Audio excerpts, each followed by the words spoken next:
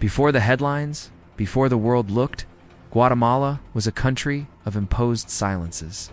A territory carved by deep historical inequalities where indigenous communities fiercely preserved their languages, their beliefs, and their unique ways of life, all while facing relentless political, social, and economic exclusion. For centuries, the official story was written by those in power, a narrative that deliberately overlooked the vibrant cultures thriving in the mountains and villages. This documentary begins where that official history so often ends, in the heart of the communities. In the soil of the highlands, and in the depths of a collective memory that refused to be erased. The Maya peoples of Guatemala are not relics of a distant past, frozen in time for tourists and textbooks. They are living, breathing, organized societies with their own complex systems of knowledge, profound spirituality, and communal work ethics. Their relationship with the land is not one of ownership, but of kinship, a sacred bond that forms the very foundation of their cultural identity. Yet for decades, this identity, this very existence, was treated as an obstacle, a threat to a centralized authoritarian project of power that sought a homogeneous nation built on the erasure of difference. History was not something read, but something told, passed down from elders to children, a living chain of memory that kept their culture alive against all odds. For 36 long years, Guatemala was submerged in a prolonged internal conflict. Authoritarian governments, one after another, sought to control not just the territory, but the very hearts and minds of its people. They employed strategies of intimidation, constant surveillance, and systematic institutional repression. In this climate of fear, indigenous communities were immediately viewed as suspicious, their autonomy seen as defiance, their culture as a challenge. So they were targeted not for what they did, but simply for who they were, for existing outside the dominant model, for speaking their own languages, and for honoring their own traditions. The state's response was not dialogue, but silencing, leading to widespread rights violations, political persecution, and the forced displacement of entire communities, creating a generation of internal exiles in their own land. It was into this world that Rigoberta Menchú was born, raised in a Maya farming family. She grew up listening to the stories that were never printed in official book stories of resilience, of injustice, and of survival. From a very young age, she understood that the poverty and exclusion her family faced were not isolated incidents, not a matter of personal failure, but part of a collective historical struggle. Her political awakening didn't happen in a university classroom. It blossomed in the fields where she worked, was nurtured by Maya spirituality, and sharpened by observing the daily injustices inflicted upon her people. Her education was rooted in community, in oral tradition, and in the profound wisdom of her elders.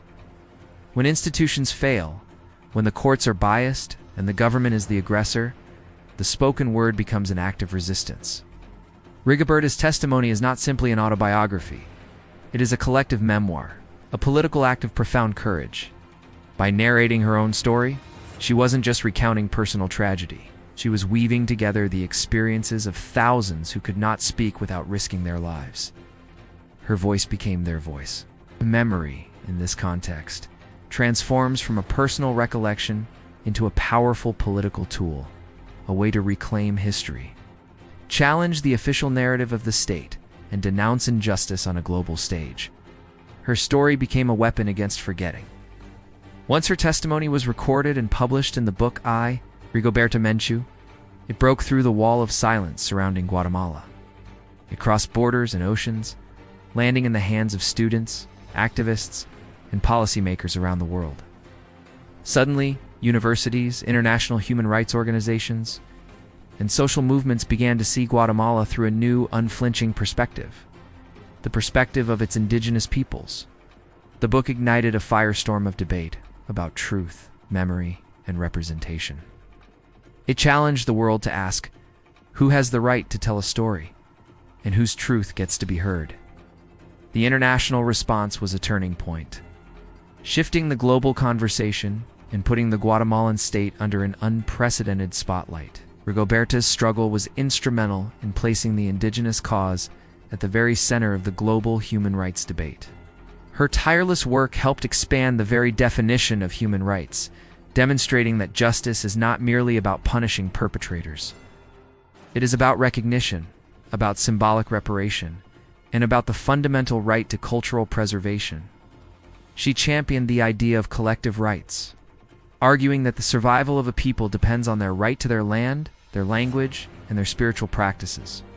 Culture, she showed the world, is not a folkloric curiosity. It is a fundamental human right. Her activism gave unprecedented international visibility to the struggles of indigenous peoples not just in Guatemala, but across the Americas. In Ijojoar, when Rigoberta Menchú was awarded the Nobel Peace Prize, she was not honored as an isolated individual. She was recognized as a symbol of a people's long and painful resistance. The award was a late, yet historic acknowledgement of Guatemala's silenced voices. It was a message to the world that the fight for peace is inseparable from the fight for justice and cultural dignity. The prize sent shockwaves across Latin America, inspiring countless other indigenous movements. Of course, her recognition was met with criticism and controversy, with detractors attempting to discredit her testimony. But these challenges only highlighted the ongoing battle over memory and the powerful forces invested in maintaining silence. The formal end of the civil conflict, marked by the 1996 peace accords, did not mean the end of inequality. The ink on the treaty was barely dry, but the deep structural problems remained. Today, indigenous communities in Guatemala continue to face immense challenges. They fight for access to their ancestral lands, for bilingual education that honors their heritage, for adequate healthcare, and for meaningful political representation. The struggle has shifted from one of armed conflict to a daily battle against systemic discrimination, economic marginalization, and the ongoing threat of cultural erosion. The story of Guatemala is far from over. A new chapter is being written every day by a new generation. To remember is not to be trapped in the past. To remember is an act of courage, a solemn promise to prevent the same atrocities from ever being repeated. The powerful legacy of Rigoberta Menchú teaches us that memory is the foundation of a just future, and that the rights of indigenous peoples are not a separate issue, but an inseparable, essential part of any true democracy. Forgetting is a luxury we cannot afford. The fight for truth, justice, and dignity continues, and it calls on all of us to listen, to learn, and to act.